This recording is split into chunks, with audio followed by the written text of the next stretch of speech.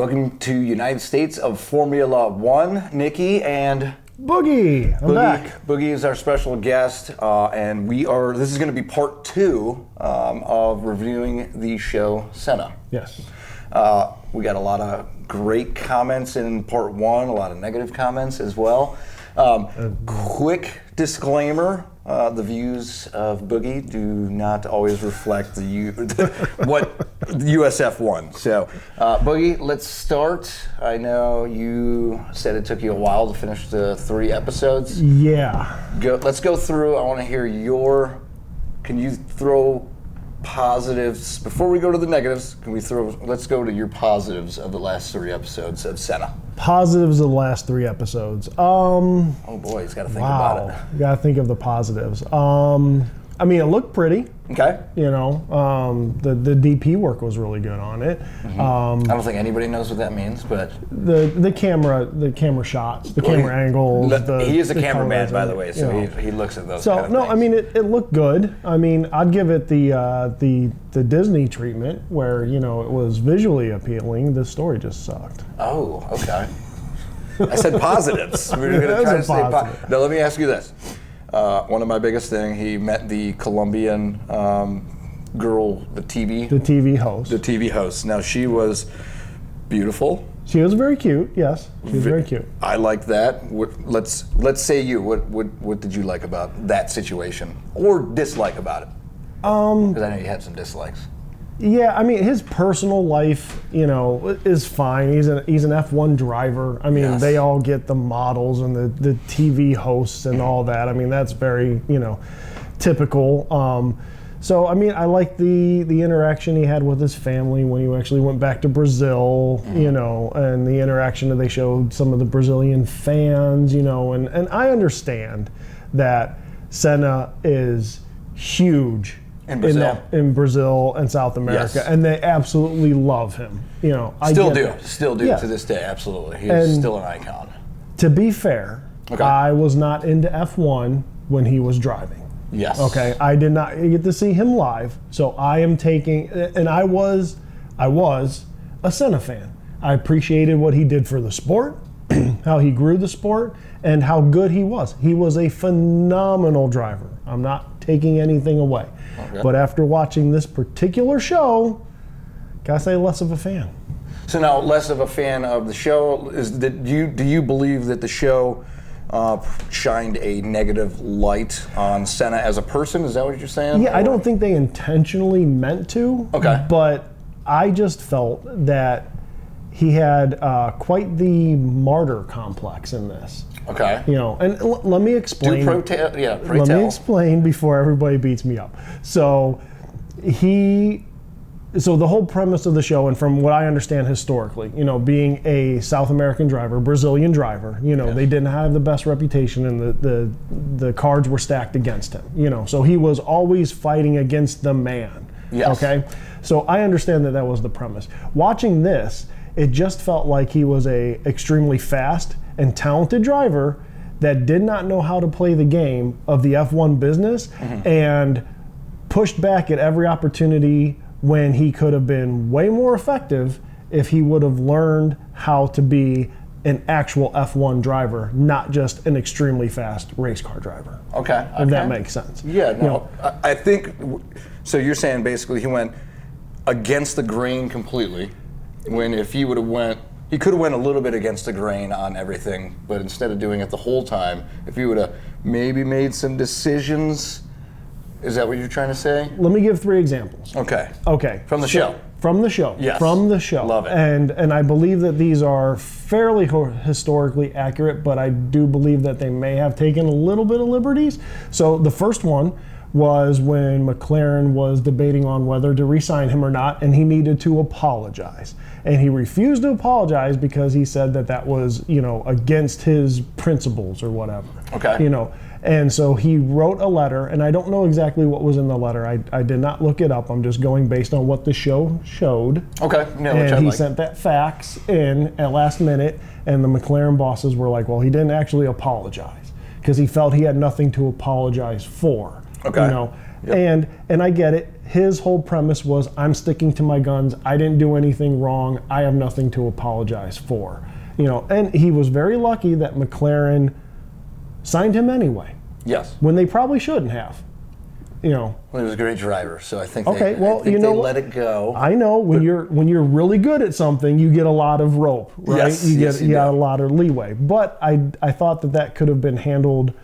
I think nowadays drivers who have PR people and who have support staff around would not have gone down the same way. I think it would have handled a little bit better. Okay. My second example is when he allegedly intentionally crashed into Prost in the beginning of the race to get the championship, and I don't think that is the way a winner wins. And he said he saw a gap and he was going for it. Yes. Very reminiscent, actually, of a race that literally just happened, where a world-class driver saw a gap, shot a gap into turn one, for no good reason other than the fact that the gap was there and caused a huge accident. So you think... So it still happens today, but I disagree with it. So do you think that in real life and in the show, let's just say both, do you think that that was intentional? I believe it was intentional. Okay. I think he shot that gap and he was going to fit his car in there, whether there was space or not, because he didn't have to win the race. Okay. But he just had to prevent his competitor from winning the race and wrecking him out in the first turn, achieves his goal to get his second world championship. Absolutely, but he also was out of that race too. So But that didn't matter. He still won the world championship. Yes, but you're taking the chance, and I'm just playing devil's advocate, you're taking the chance of wrecking yourself, potentially not wrecking him, and then... So, I mean, I'm just, again, playing devil's advocate. Do you think that maybe he thought, I can wreck both of us, I'm the champion? That's how it came across to me in the show, was that he made the conscious effort that he was going to go into turn one and he was either going to be in the lead or he was going to wreck out Prost. Okay. And either way, he becomes world championship. So, and my biggest example, point number three, I love it, is... And I understand, he did a lot to increase the safety of the sport. He brought a lot, and that is super important. The safety of the driver should be the number one priority. Yes. And sometimes the stewards last weekend lean on that a little bit too much to justify, unbelievable penalties, but that's a whole nother story. So at the end, when he kind of matured a little bit, and he cared enough about his sport and his fellow drivers that he didn't think unsafe racing conditions, and he wanted to do something about it. And everybody said, you lead our union. You be the president of our union. Yep. You be the voice of our union. And what did he say? He said, no, I won't do it. Okay. So to me, the whole movie is leading up of he's an underdog. He's fighting through all the rules that are against it. He's going to make the change his way. He's so fast that he deserves to be at a seat at the table. Great, that's fine. When given the opportunity to run the drivers' union and make real change and make a real difference to the sport, he said no. Okay. Now, is that all for the show? Now, do we know that happened in real life? Or is this just all, I guess we are referring to mainly just the show. I'm watching just the show, but unfortunately... You're going with the show is basically made him look like and what you think. I think the show made him look like a martyr. But to be fair, he did unfortunately pass away before the drivers' union came to effect. So I don't know, maybe if he had not passed away in that race, maybe he would have picked up the mantle and he would have been the president of potentially he could have, but then he lost his life. Could have. But the way the show made it out to, it just felt like he had a martyr complex the entire time. And when he was given the opportunity to make real change, he said, no, I don't want to do it. And that kind of affected my view on him a little bit. It affected my view on the show, not on Senna. Senna was still a really good race car driver. He was a really fast race car driver. I would not say he was the best. But he was best in Brazil, maybe? Best in Brazil, yes. And Brazil should be very proud of him. You absolutely should be proud of him. What he did was really amazing. I just think that the show kind of did not show him in the best possible light.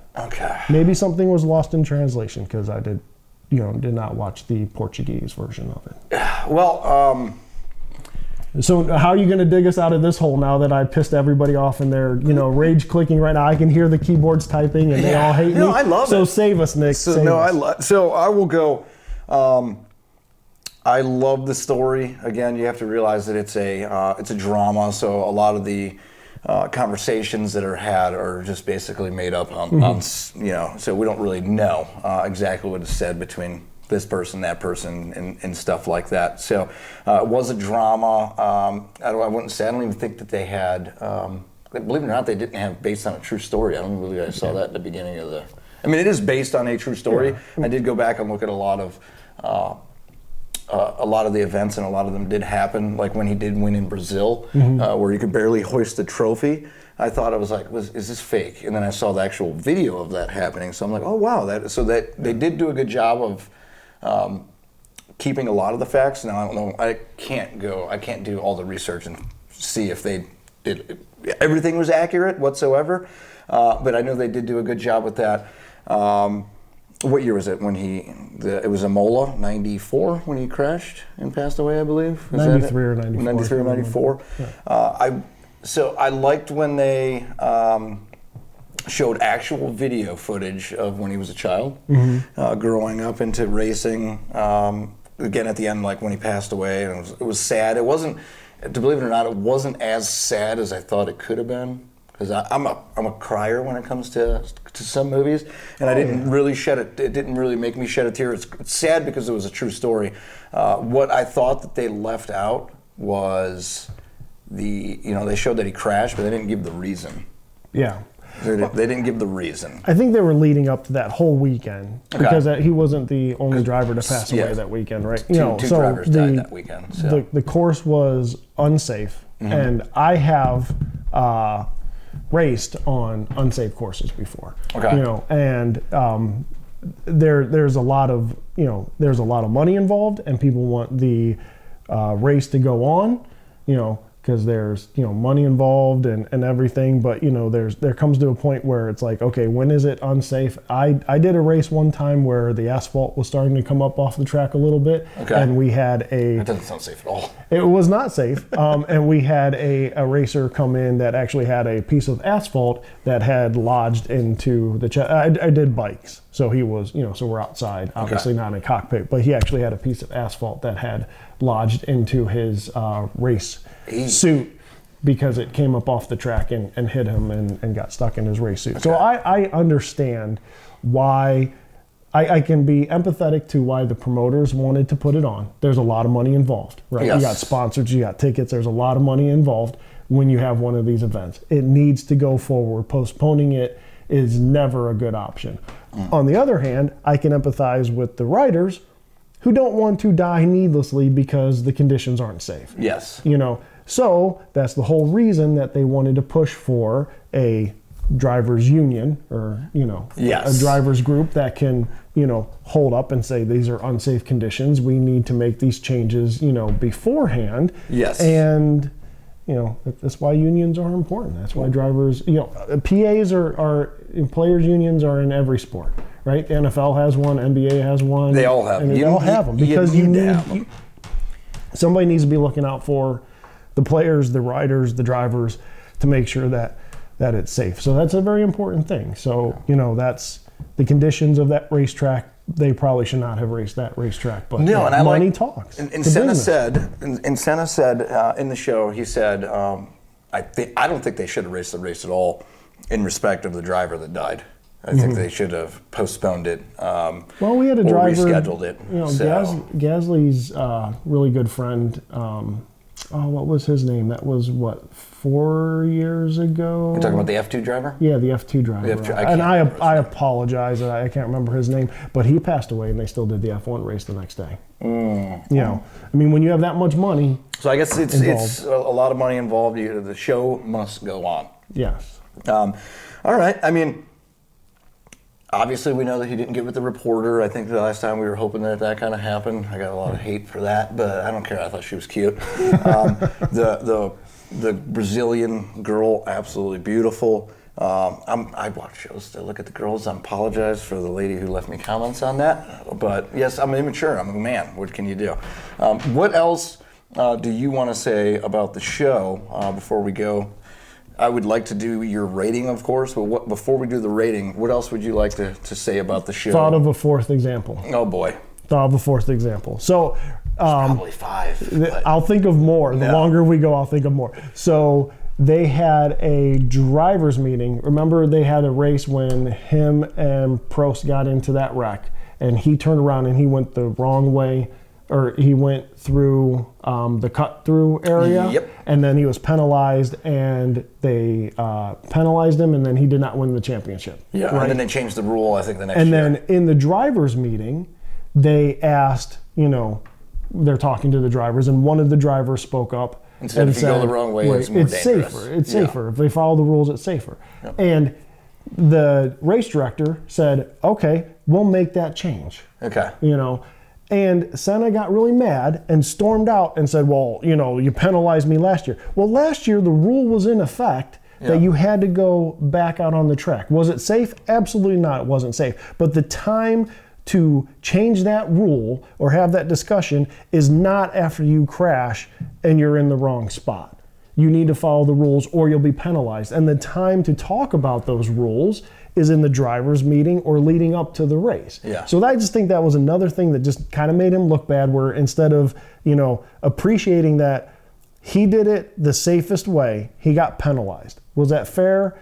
Probably not fair, but technically by the rules. Okay. But when it came time to change the rule, he got upset and stormed out and didn't want anything to do with it when they were changing the rule that he showed an example of a better way to do it. Yeah. Because that was the time to change it. So I think he grew up with a lot of adversity. Yeah. He grew up in Brazil. So I think handling those type of situations instead of, I think it was...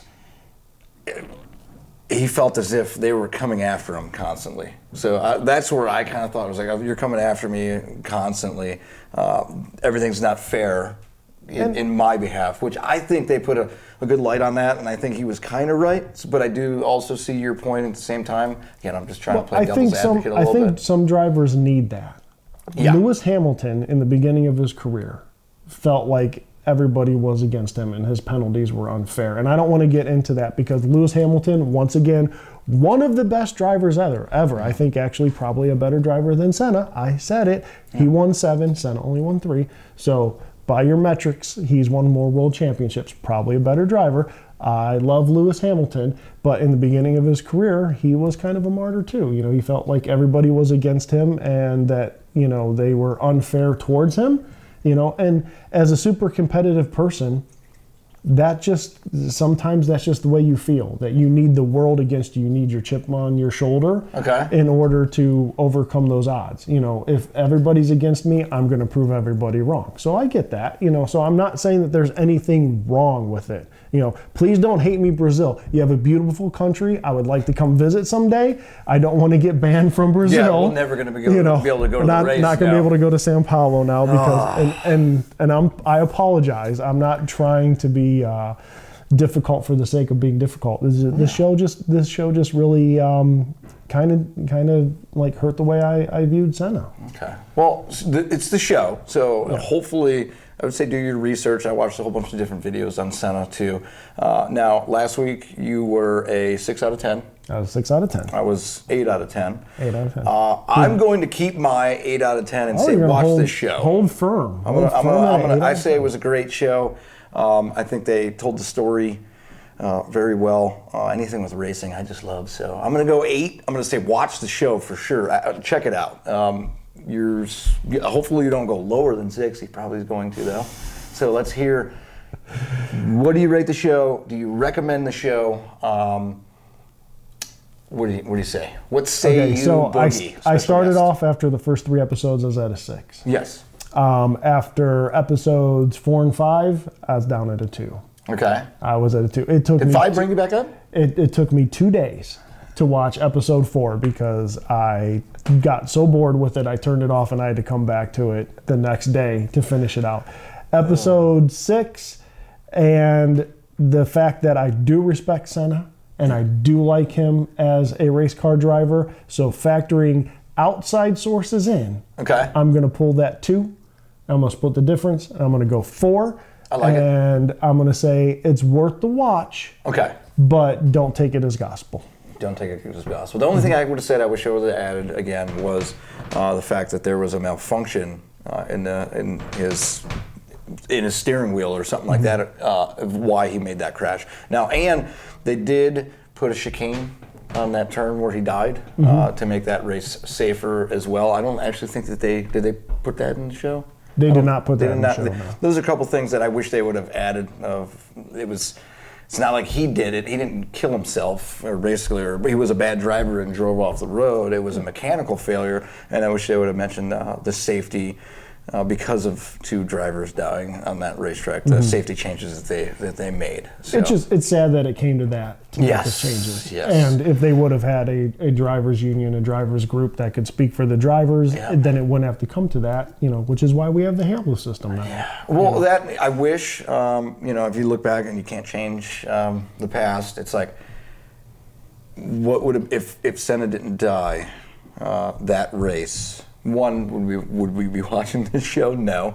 But would he have been the drivers' union, head of the drivers' union? We don't know.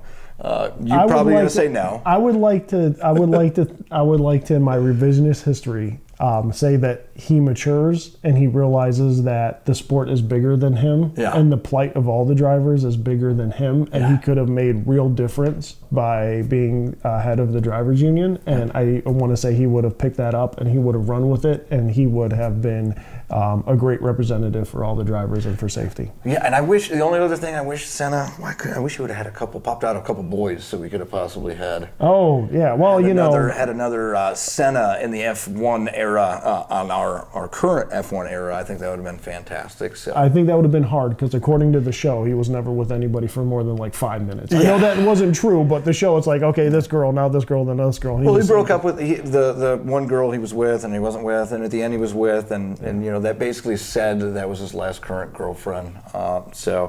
Again, I'm going to say watch the show. He's going to say watch the show. Watch the show. 4. Join us. Thank you for watching our part 2. Again, we loved all the comments.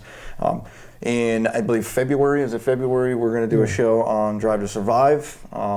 And then, of course, the F1 movie's coming out, and we cannot wait. That's for the summer. We're going to do that. But soon enough, we'll be back with Drive to Survive. Can't wait for that to come out. Any last words before we go, Boogie? Brazil, I love you. I'm sorry. I'm not trying to beat up your boy. I'm not trying to beat up your boy. Now, watch the show. Thanks for joining us. We'll see you next time. Cookie loves you.